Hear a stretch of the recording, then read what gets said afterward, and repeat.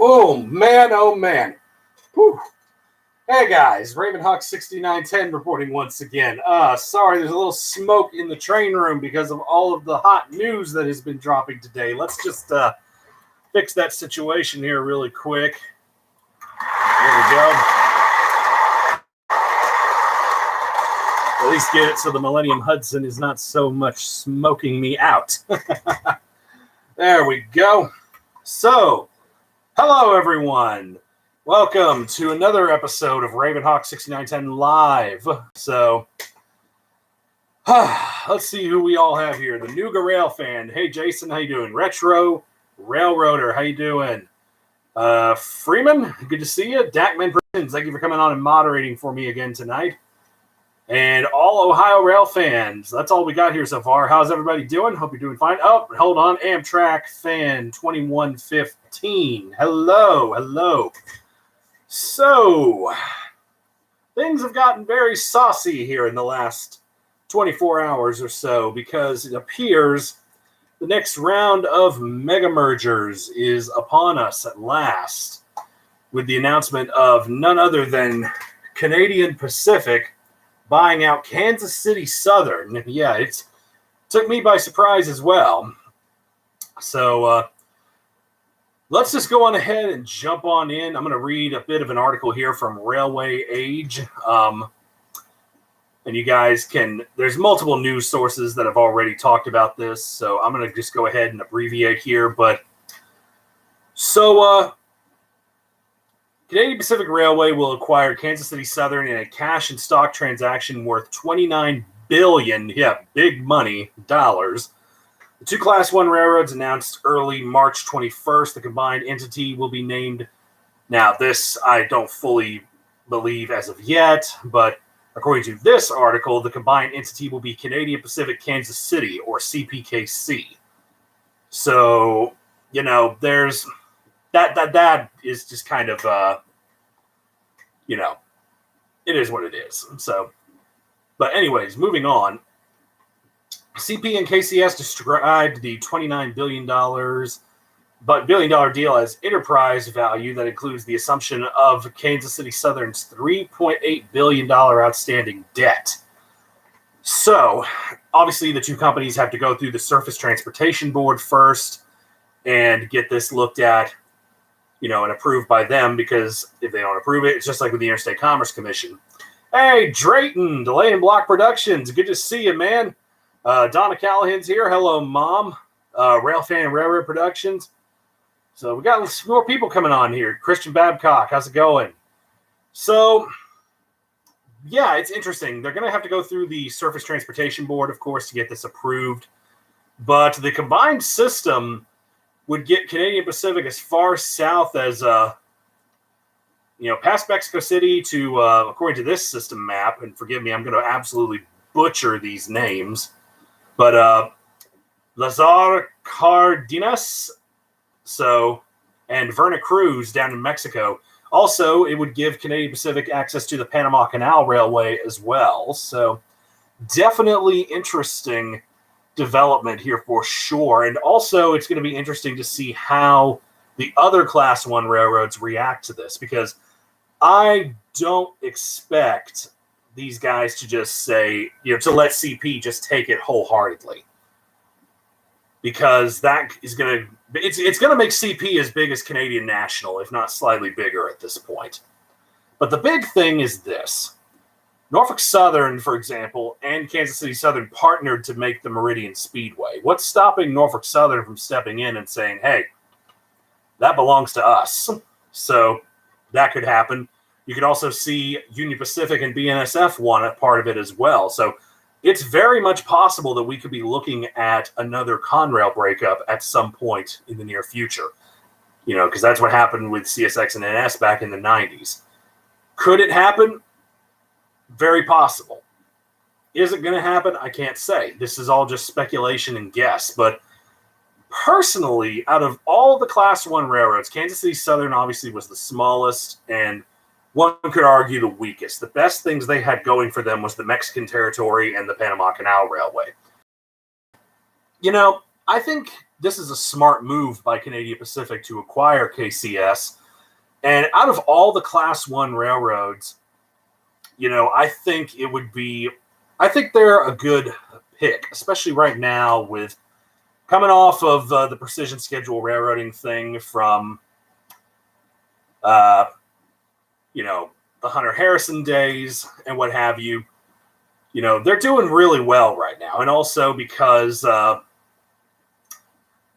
not trying to get into politics here, forgive me, but with the Biden administration in right now and relations between the United States and Mexico becoming more friendly, it gives more opportunity for business to thrive. So let me check in on the chat here real quick. Hey, RJ, good to see you. Let's see, just in case I didn't shout out to you. Hello, fan of Railroad Productions.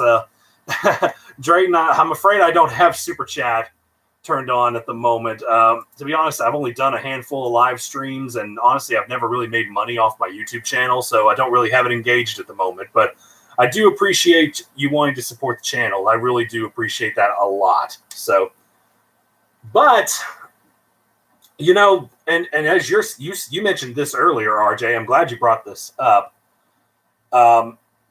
Canadian Pacific is really good for Amtrak in terms of passenger trains. They actually treat them the best, in terms of any of the Class 1 railroads. Kansas City Southern, kind of on the low end. I'm not even sure if they do stuff. Hey, Steam, good to see you, Mike Surtak. Everyone keep your pants on. He's finally here. Yep. My man up there in Illinois. Good to see you, brother. Catnuts at Southern Yankee Railroad. How you doing, man? Good to see you. Good to see everybody coming in tonight. So, but yeah, it is. If the merger happens, what could be a new paint scheme? That is entirely up to corporate, honestly, because it's their decision. We could see something entirely different. We could just see Canadian Pacific, which personally I would like to just see Canadian Pacific stay as that. But it just depends. Because personally, Canadian Pacific's been around for over a century at this point. I think it's a very well-established name, but ultimately it depends on the territory you're serving and what the modern-day business model looks like. What sounds good now may not sound good, in the future. So, precision schedule railroad trains are never late. They arrive precisely when they mean to. I agree.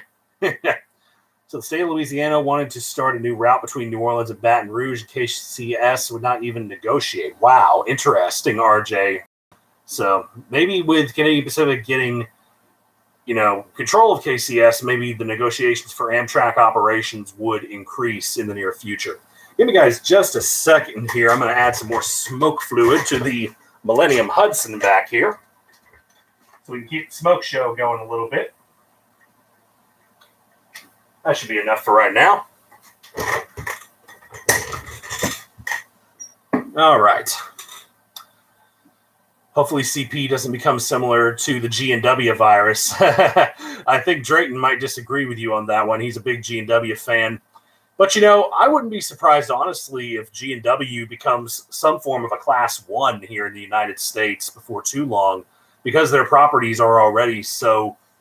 A lot of them are already fairly closely connected as it is, especially, I know there's talks of them buying parts of Pan Am off of CSX, and that would give them certainly more ways to interconnect their properties into one big piece, if you will. So, yeah, nothing like a good smoke show. Yes, sir, you got that right. But, it's really interesting. I think it's really exciting news. It's going to be sad to see Kansas City Southern fade into history, unfortunately. But, ultimately, all things is going to sound a little morbid here, but, all things die in time. And railroads are no exception to that. So, Kansas City Southern, unfortunately, is just going to pass on with time. Excuse me. Some would say G&W is no Class 1 railroad. You are correct in that one. But they certainly are trying to be. So, hope the KCS Southern Belle paint scheme survives. It certainly will for a while, you know. I mean, they're not going to be able to repaint everything overnight. I mean, look how many years it's been since the BNSF merger, and we still have War Bonnets and Cascade Green units hanging around. So, you know, we'll see. Another question, could CP go back and look at DM&E Powder River Basin project for exporting coal via Mexico? That's certainly an interesting prospect. I definitely like that. So, yeah, that's actually, they certainly would have the capital for it, because one of the reasons the DM&E eventually folded was because they couldn't get that access to the Powder River Basin. So, I don't know. It certainly would be something to think about for sure on CP's end. PNW 3905. Cheese. Slaps the cheese slab on the table. Cheese. But let's see. CP still has a Milwaukee Road Bandit on the roster. Which one is that, Christian? Because I know they got rid of a lot of the, I think all of their Sioux Line MP15s are gone at this point. So, but you know, yeah, the KCS paint will hang around for quite some time still. You know, the Grey Ghosts were already fading away, but Sioux Line 2010. Okay, I'll have to look that one up. I'm not sure if I know which one that is off the top of my head. It's in storage last you heard. Okay, what will happen to the F units then? Well, that entirely depends on what CP wants to do. I mean, they certainly could. Whoa, excuse the sound, everyone. I just took my microphone out. Oh, man. So I apologize about that. Anyways, so as far as the F units go, that entirely depends on what KCS, not KCS, what CP or the combined entity wants to do in terms of a business train. You know, they certainly could keep the 3 F units, but Canadian Pacific already has 4 F units of their own, so that would bring a roster up to 7 units, you know, most of them being cab units and then the 2B units. But time will tell, you know. Let's see. I think CP is trying to compete with CN. CN goes to the Gulf of Mexico, but CP doesn't. So buying out KCS would allow the Gulf port access. You are correct on that, CN rail fan, because, you know, that's certainly, and CN has had access to New Orleans since the 90s when they acquired Illinois Central. So that certainly gives them incentive, and they're not just going to get it at New Orleans; they're also going to get it at Houston as well. You know, in addition to gaining access to Mexico.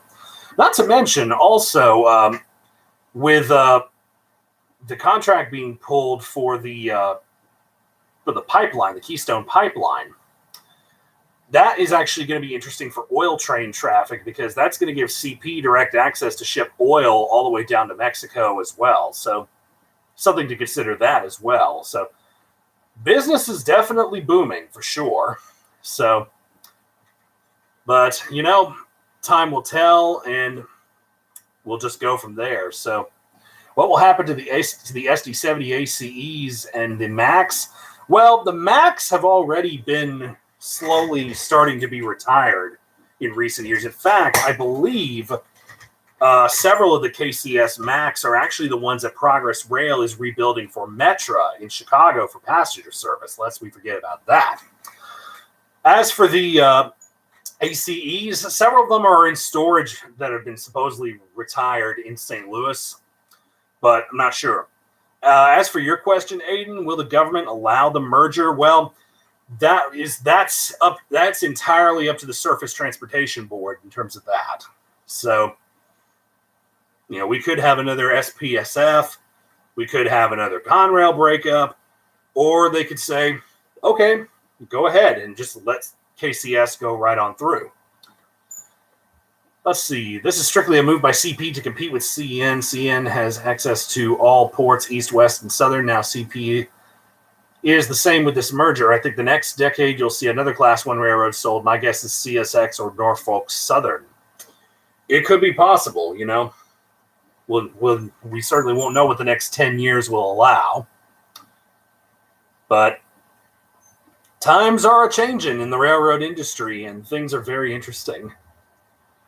Also, what's interesting the STB board has the Pan Am and CSX merger. Yeah.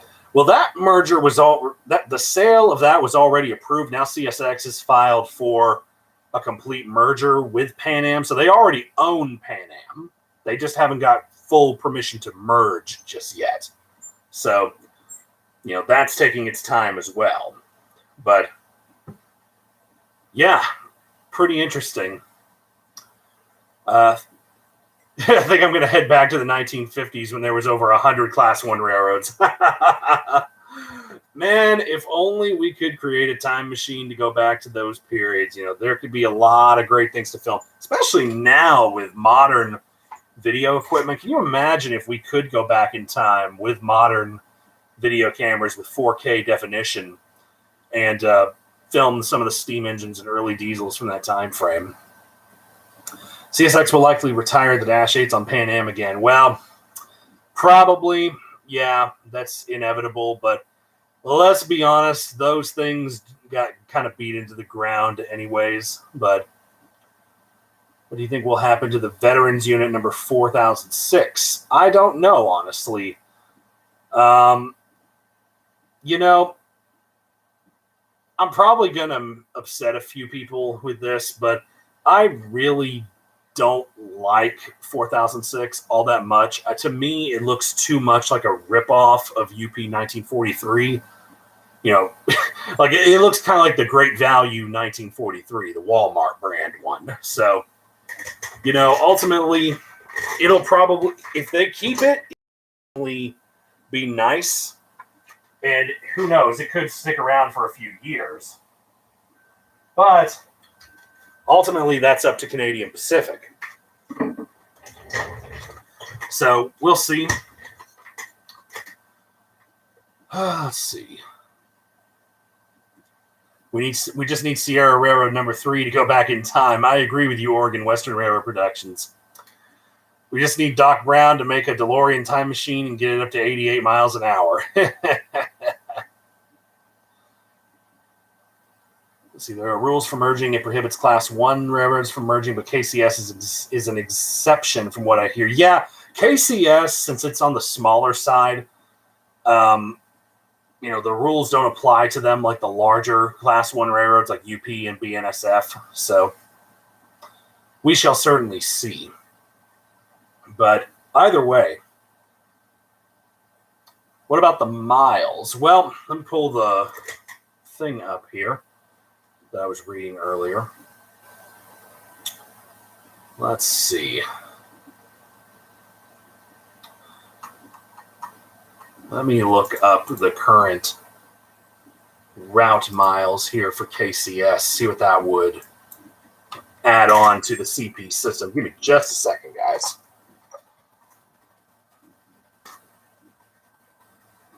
Let's see. Right now, Kansas City Southern has about 3,400 route miles or 5,472 kilometers of track in 10 states in the Midwest and Southern United States. Of course, that does not include the Mexican territories or the Panama Canal Railway as well. So you got to take that into account.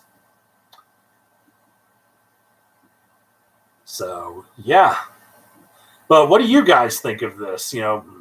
That's what I want to know. What do you guys think of all of this? So, give me your thoughts here in the chat. And, obviously we've already been doing that, I guess.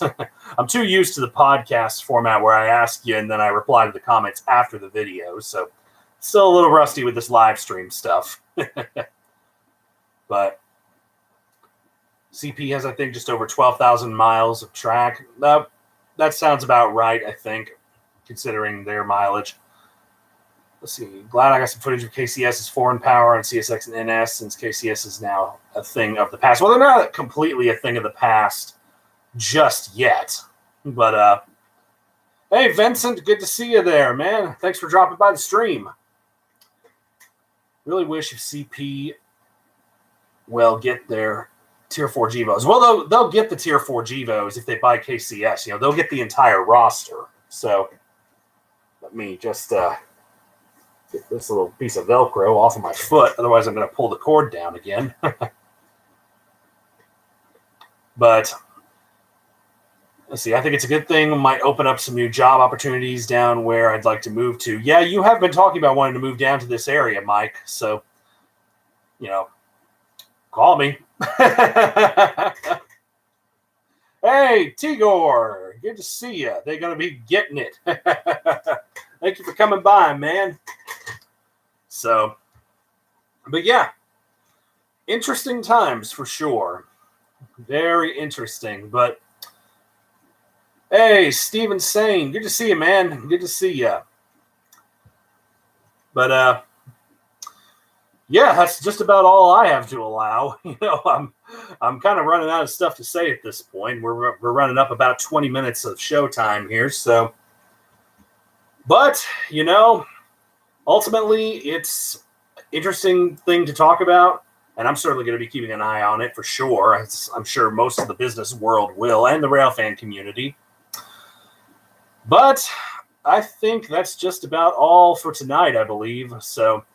Thank you guys so much for coming by and watching the show as usual. And thank you to Sean Conahay at Dackman Productions for being my moderator once again. I do appreciate that, Sean, especially that this was kind of last minute.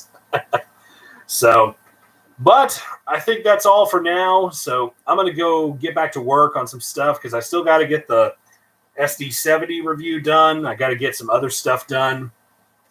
Got to do some stuff with this that I mentioned a little bit in a little short video.